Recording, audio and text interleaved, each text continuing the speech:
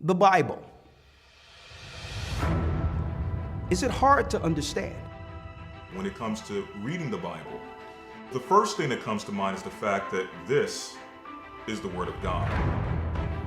The seals have been broken, and the truth is here. And when we go throughout the scriptures, when we go throughout extra biblical records, we find that the language that God employed, that He used to create the heavens and the earth, was the Hebrew language. Christ said, I came for the lost sheep of the house of Israel. But yet no one, no religious leader, no religious church out there anywhere can now identify the 12 tribes of Israel. Can we? God is quite simple, but it seems as if man makes understanding Him hard. What are those mysteries? The truth of your book and the truth will make you free. The Hebrew and Bible Academy, you're invited.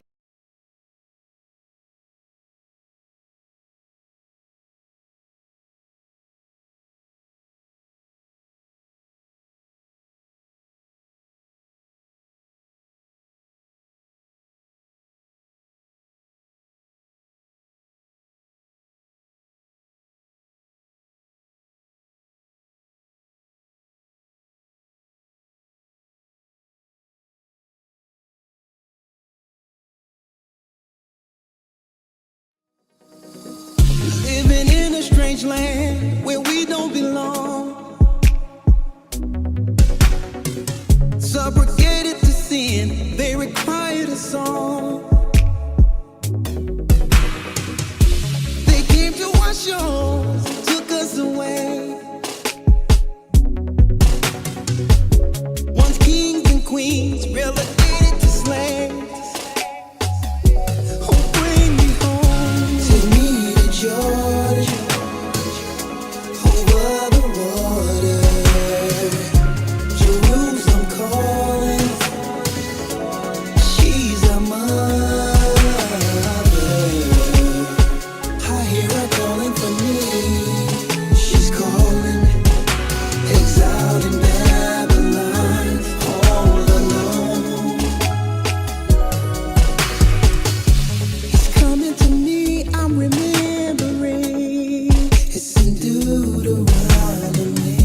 I'm praying to God, come set us free.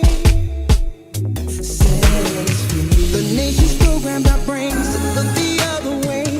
We were lost and ashamed, living confused with no hope. Walk around with my head hanging low. Spirit was crying for change. Then you revealed your name.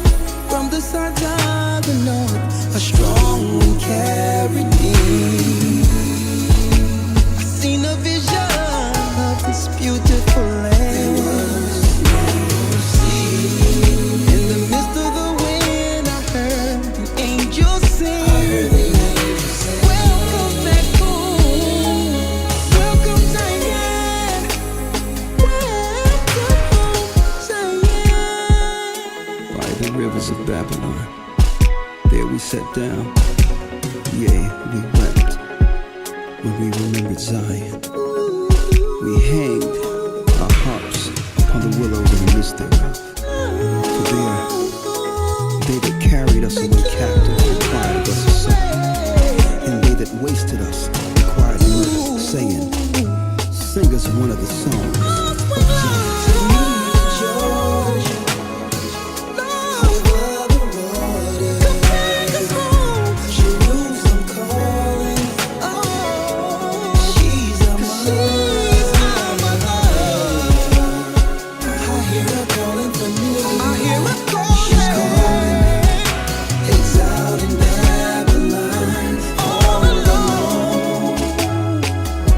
Oh, take me home.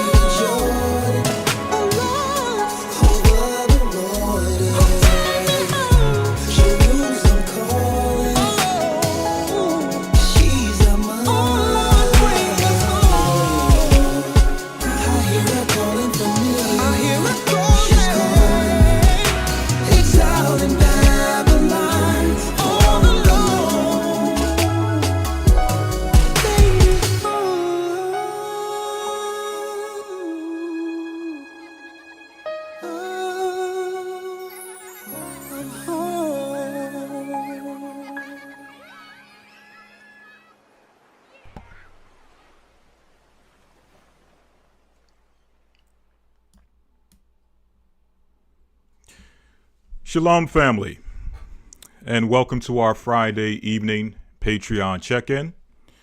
This is Elder Lawyer filling in for Elder Ricard Shiar, who is currently with his family. The elder wanted me to let you all know that he is currently in good spirits and that he will be back with us, if it be the Most High's will, this coming Sunday. And he would like to thank you all for your prayers that you offer to the Most High for both him and his family. And again, he will be back with us, if it be the Most High's will, this Sunday, possibly as early as tomorrow. So we want to thank you all for your continual support and participation. Again, this is our Friday evening Patreon check-in. And we have a few things we would like to cover this evening. But before we do so, let's do a quick check-in with the family to see who we have with us, what areas you're representing, your city, your state, the congregation or church that you represent, that you want to show some love to. You can go ahead and put that in the chat, and then afterwards, we'll make some announcements in regards to our current Hebrew and Bible Academy. And then afterwards, we'll get into our presentation for this evening. Again, we have quite a few things in tow that we would like to share. But before we do so, let's show some love to the family.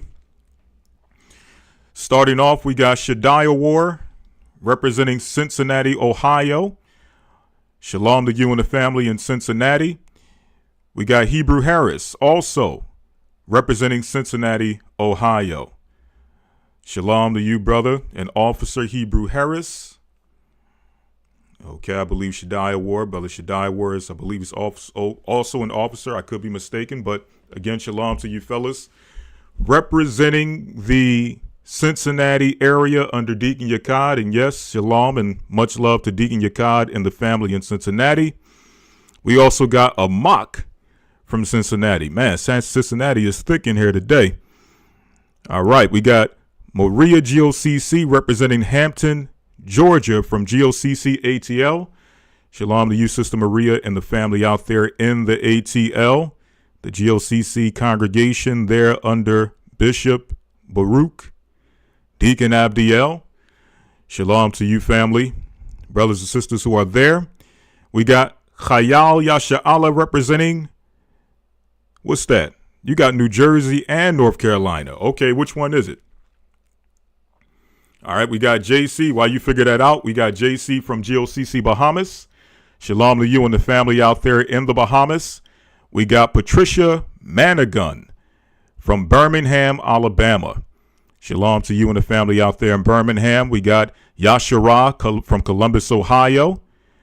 All right, again, Ohio coming through heavy this evening.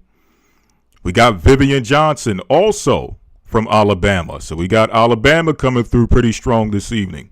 Shalom to the family in Alabama. We got Daughter of Zion in Wilmington, North Carolina. Shalom to you and the family out there in North Carolina and the North Carolina body. Who else we got here? We got T. Simmons from Columbus, Ohio. We got Judah Roust from Petersburg, Virginia. Shalom to you and the family out there in Petersburg. All right. Shalom to Terrence Brown. Shabbat shalom, I should say. The sun has gone down, so we are officially in the Sabbath. So let me say Shabbat shalom to you all. Who else we have here? I thought I saw Chicago, but the chat jumped real quick. So let me get back there to see who we got representing Chi-Town. Let's see who we have here representing Chi-Town. All right. Man, it jumped so quick and so far. I can't even get back to who that was. Okay. All right. I'm seeing a few Philadelphias there. A few people representing the hometown. Shalom to you. Nakwaya, Nabala, representing GOCC Philadelphia. Shalom to you and the family in the Philadelphia body. Who else we have here? We got Mrs. Matara, representing Minnesota. We got Paula Rowley from Sarasota, Florida. Teresa Jennings from Bangor, Maine. Who else we got there? We got Michael Summers from Buffalo, New York. Louisiana, by way, or I should say Trey Will, I am by way of Louisiana. Who else we got here? We got Tracy Chandler, another family member from Ohio. All right, who else we have in here? We got a few more to get. We got Talawa Rapael, also representing the Philadelphia Badia. Shalom to you. All right, man, we got a lot of people in here today. We got K. Smith representing GOCC London, England. Man, for anyone who I missed, I got to get into it. But for anyone that I may have missed, I want to say shalom to you all and thank you again for your love, for your support. Thank you all for being with us this evening. Again, I'm filling in for Elder Ricard Shiar, who will, if it be the Most High's will, be with us as early as tomorrow. But if not, he will be with us this coming Sunday. Before we get into our discussion for this evening, which is titled, "The Enemy Knows Your Weaknesses, Do You?" Before we get into that, I first and foremost want to thank the Most High for allowing us to come together for another check-in for the Friday Patreon. We also have a quick announcement in regards to our Hebrew and Bible Academy. For those who are still interested, let's get into that real quick. The theme for this academy is Beyond 2025, Hope After Armageddon. We are officially entering this Sunday, week number 3.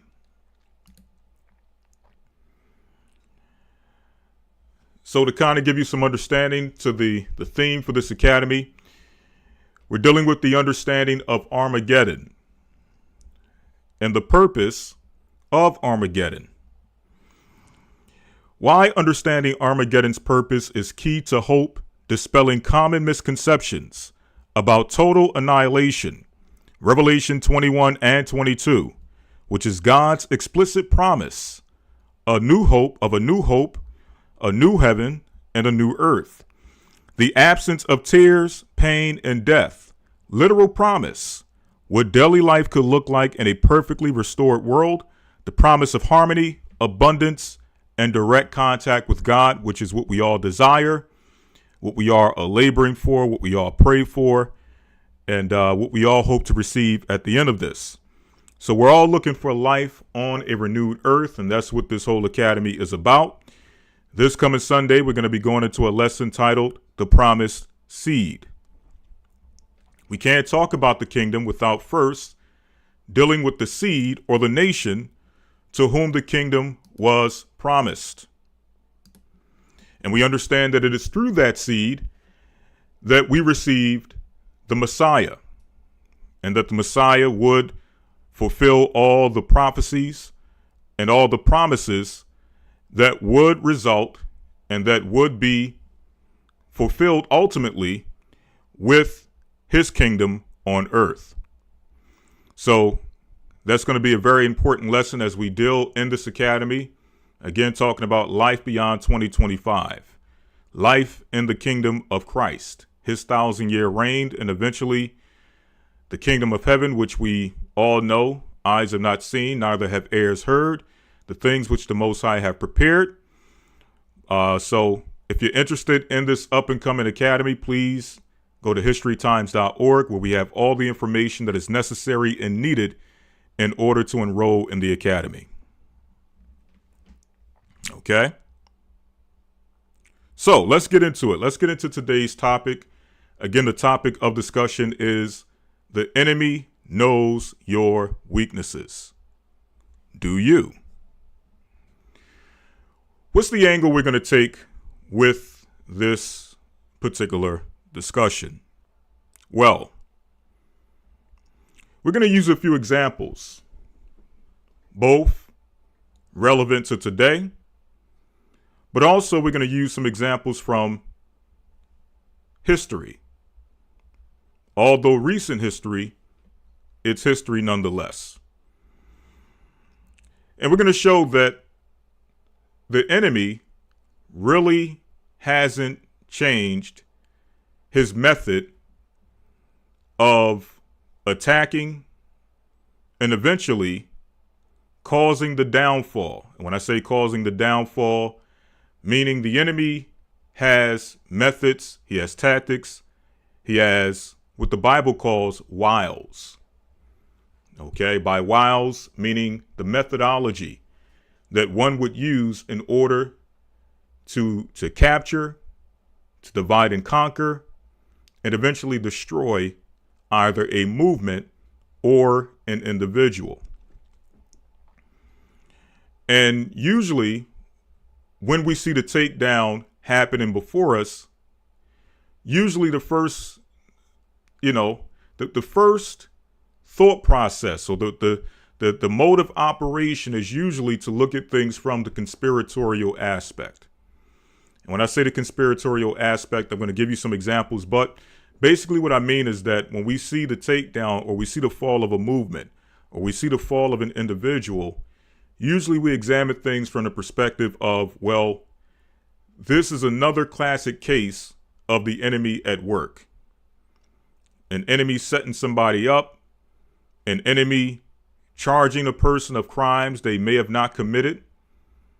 Okay, someone being falsely accused, or we go into basically how the person was set up, which led them to be in the predicament that they're currently in. Now, even though we do believe in conspiracy, and again, conspiracy, it's become a negative term, but we understand that a conspiracy is simply an attempt by two or more people, to commit an act, usually a criminal act, to cause the downfall of another person. Okay? That's all a conspiracy is. But we understand that in this time, conspiracy is automatically associated with conspiracy theory, which is somebody theorizing that there may have been a conspiracy at hand, which may have led to a particular event taking place. Right? But getting back to the point, we believe that conspiracies do take place to cause the downfall of both movements, organizations, as well as prominent individuals. We can go into the Bible and see plenty of examples of conspiracies.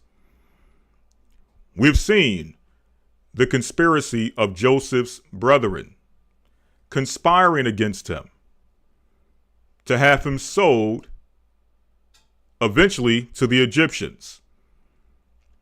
Okay? Or the conspiracy led to him being sold to the Egyptians. That was a conspiracy. We've seen a conspiracy against Daniel, which led to him being thrown into the lion's den. We've seen the conspiracy against the three holy children, Meshach, Shadrach, and Abednego, which eventually led them to being cast into the fiery furnace. We've seen the conspiracy of Haman against the Israelites in the Persian Empire. And ultimately, we all seen the conspiracy of the chief priest, the scribes, and the Pharisees, along with Judas Iscariot, which led to Christ being crucified. So we believe in conspiracies. The Bible teaches us and gives us plenty of examples of conspiracies. In fact, when you want to talk about conspiracies against either an organized body of people, an organization, or a nation of people, the book of Psalms, the 83rd chapter, teaches us what? That the nations conspired against the people of God. The Gentiles conspired against the children of Israel. The goal of the conspiracy was to wipe out the name of Israel from existence. So again, we see examples all throughout the Bible of conspiracy, but ultimately, and I'm getting back to the point of the examples we're going to show. Ultimately,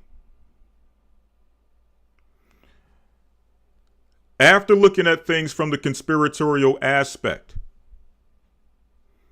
after viewing how the enemy may have had his hand in the downfall of an organization or the downfall of an individual, eventually we have to look at it from the other side. The other side being, what did the individual do that led to the enemy gaining access? What did the individual do? What sins or what iniquities, what improprieties was an individual dealing with that allowed the enemy to now activate a conspiracy? How did the enemy know what to use and how to use it to cause the downfall of this individual? Because the same way we can go into the Bible and we can see the conspiracies, we can see the examples of people coming together and conspiring to cause one's downfall. The Bible also tells us in Romans 15:3. In fact, let me read it real quick. Romans 15:3.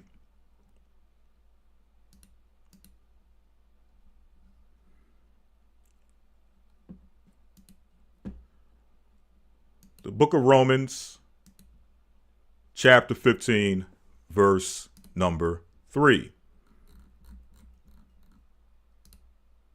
I want to read this real quick.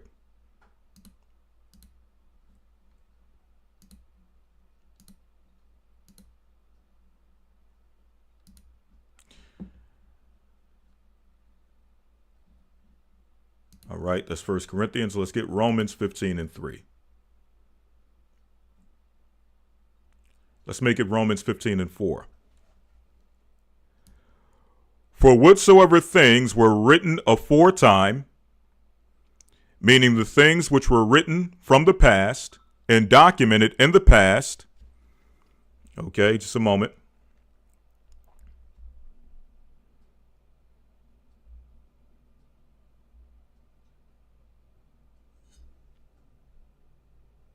All right. So the things which were written aforetime, meaning the things which were documented in the past, were written for our learning. So the point I'm making is that the other side of this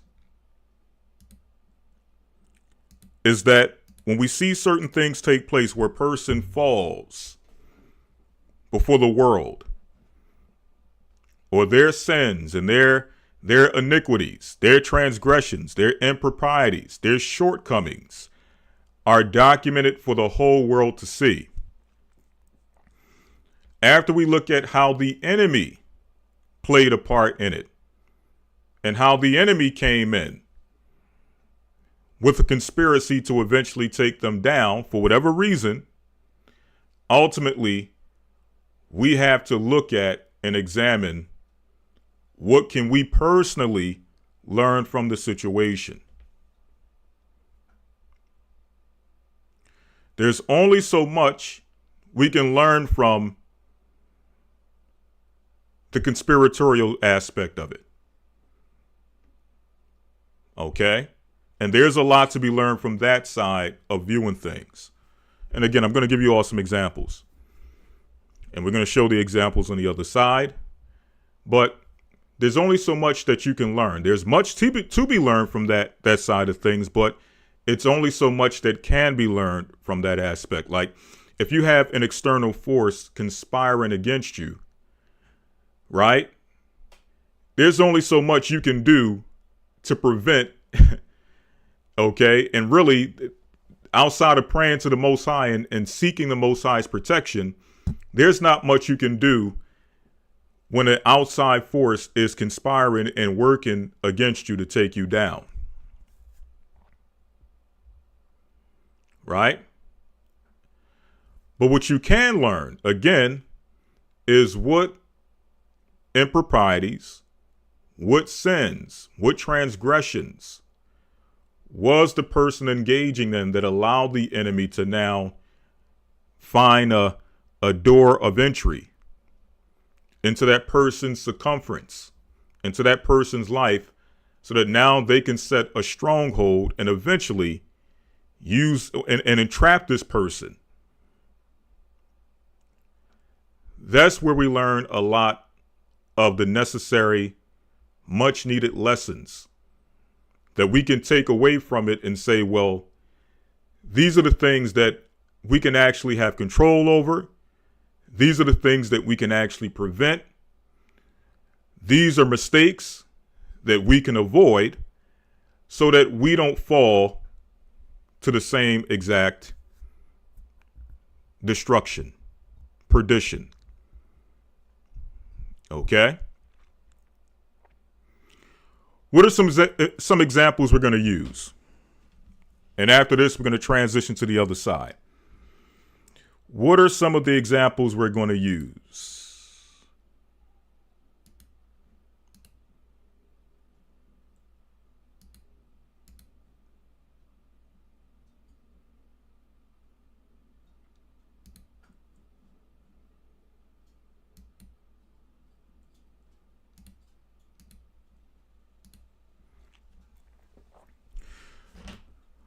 We've all seen this play out.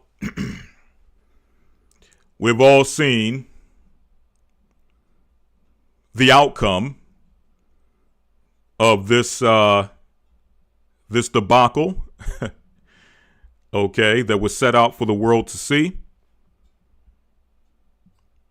Right? Again, this goes back, this lends to what I was stating earlier. A person's sins, a person's improprieties, their shortcomings, and whatever else they're dealing with being laid out for the world to see and for the world to judge. And again,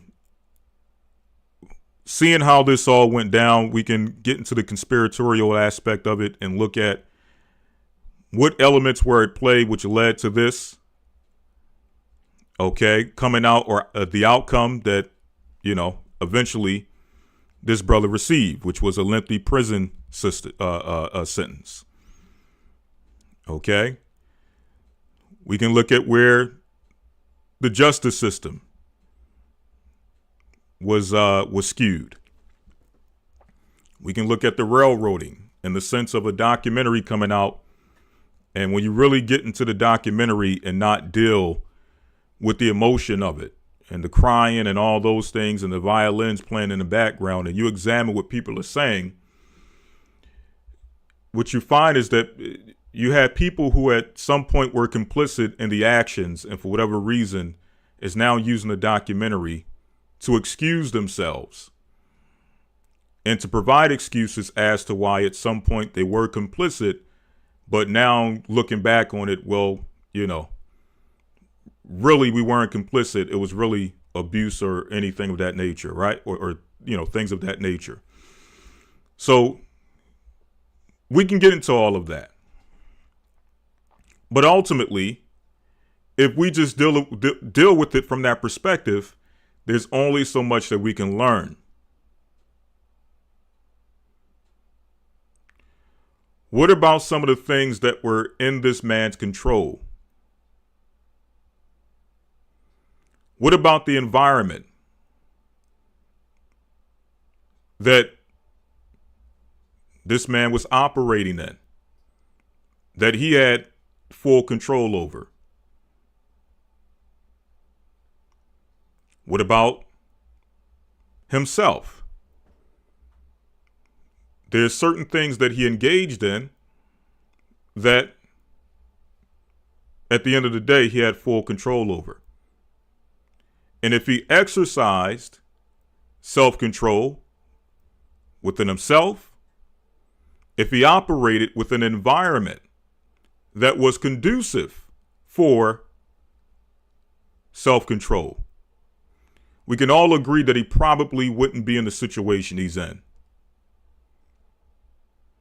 We can most likely agree, 99.9% agree, that the enemy would not have gained a stronghold or a footing into his life and his home if he wasn't engaging in certain things which we know one ought not to do. We can get into, well, other people do it, and this is normal in that environment.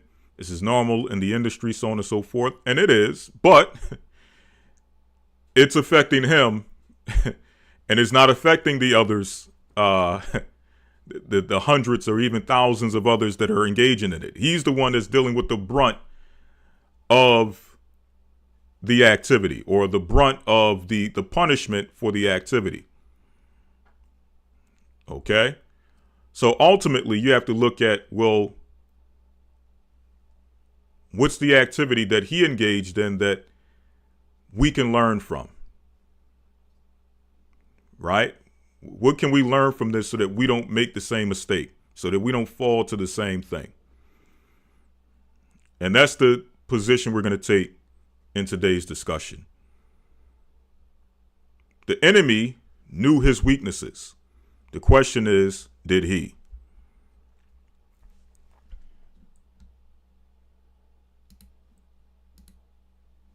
Same thing with this individual. Again, we can get into the ins and outs of what he was charged with and how it's nonsensical, how one man could be, they can even try to attempt to charge him as a criminal enterprise, one individual. We can get into the whole shebang of it. We can get into how this didn't happen and they didn't come after him until he decided to go to war with a multi-billion-dollar liquor company. We can get into all of that. And you know what? If you did, you'll be 100% correct in your assessment. But again, what environment was he engaging in that allowed the enemy to use it, eventually to use it against him? Not to say that he's the only one engaged in that environment. Not to say he's not the only one that, or he's the only one that engages in the activity. Again, it's a whole industry of people, thousands, that engage in these activities that came out in his case. But again, he's dealing with the brunt of what comes with when the enemy decides to open the door, to open the files, and show your transgressions before the world, and eventually punish you for those activities as a crime. He's having to deal with this. Okay? So again, what can we learn from his situation? The enemy knew and eventually exposed his weaknesses. The question is, did he know what his weaknesses were? Now, moving on.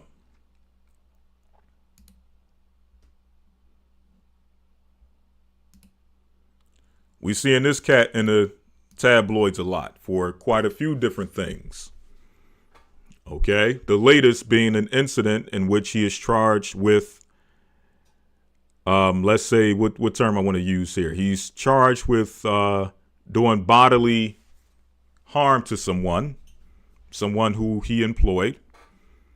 Right now, it's just charges. It's not anything concrete. For the most part, right now, it's rumor. But again, this is in conjunction with a lot of other things that he is engaged with at this time. Okay, a lot of other improprieties that's coming out on this individual, this brother. What can we learn from him? What can we learn from his situation? Okay, do we look at it from the standpoint of they're trying to set him up, they're trying to take another one down? And if you came with that perspective, I would give it a listen. I would give it a hear if you presented a good enough claim.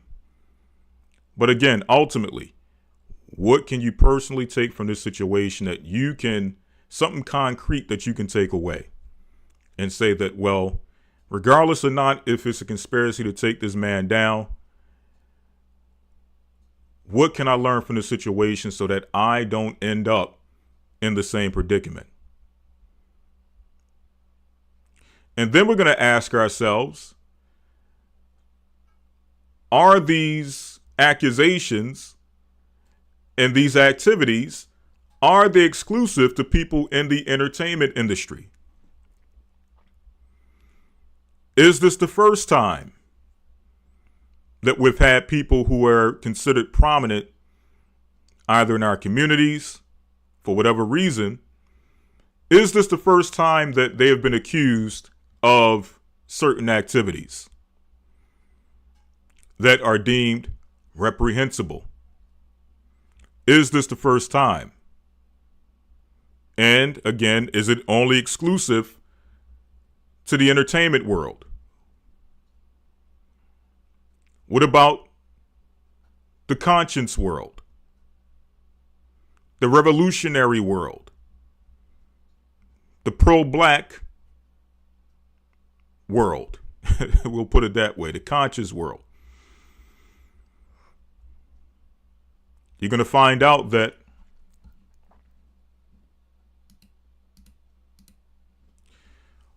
whole prominent organizations have been tarnished. I'm going to show you the screenshots here, but we're going to get into it on the other side. Whole organizations have been tarnished. Reputations damaged and destroyed, based on some of the same stuff that you're hearing from these individuals. We're going to have a look at the Black Panthers.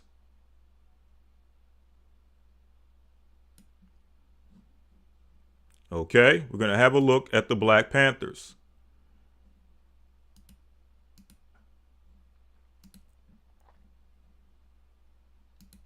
One moment.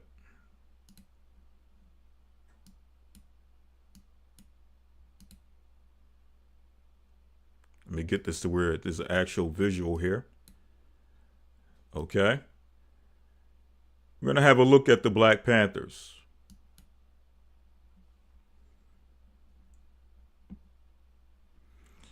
We're also going to have a look at the Nation of Islam. Two, at one point, very prominent organizations, predominantly in the black community.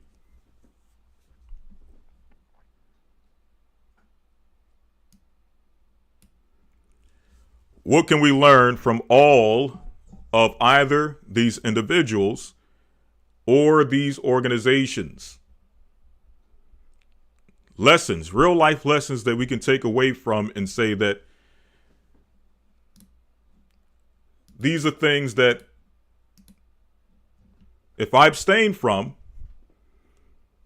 I give myself a better chance of not being tarnished, destroyed, or railroaded by the enemy. Okay? So, now when I mean, someone said the other side, yes. What I mean by the other side, I mean Patreon. Okay? I just simply mean Patreon, the other side. We're going to transition to Patreon and have the discussion there. Okay? So, yes. We're going to have the discussion. What can we learn from all of these situations? Right? And ultimately, we're going to use the Bible to show that there's nothing new under the sun. But also, the beautiful thing about Scripture is that it provides solutions. It not only gives us the examples, again, as we read Romans 15:4, the things which were written aforetime were written for our learning. These things are documented historically for a purpose. But the beautiful thing about the Bible is the fact that it not only documents the instances, it not only documents the events, but it also gives us solutions on the things that are documented. So we're going to deal with both when we get to Patreon. So with that, I want to say bless you all and shalom. For those who are interested in Patreon, you can go to Patreon, A Gathering 144 at Patreon. And there we have a $5 subscription that you can be a part of if you would like. It's only $5 a month. And through that, you'll be able to follow some of the extra content that we produce and present on the side of Patreon, most of which are discussions that we cannot have on YouTube for many reasons. So we're going to go there so that we can have this unadulterated, uninhibited conversation that normally on YouTube would probably present some problems, either with the content that's being showed or some of the discussions that we're having.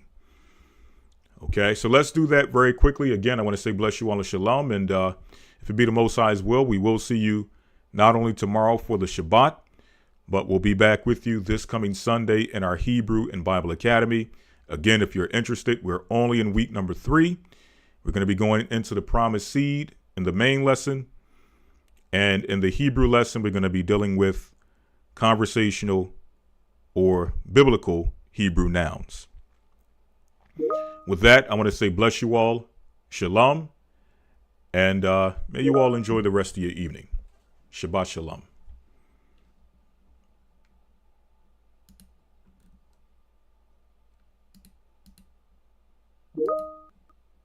The Bible. Is it hard to understand? When it comes to reading the Bible, the first thing that comes to mind is the fact that this is the Word of God. The seals have been broken, and the truth is here. And when we go throughout the scriptures, when we go throughout extra biblical records, we find that the language that God employed, that he used to create the heavens and the earth, was the Hebrew language.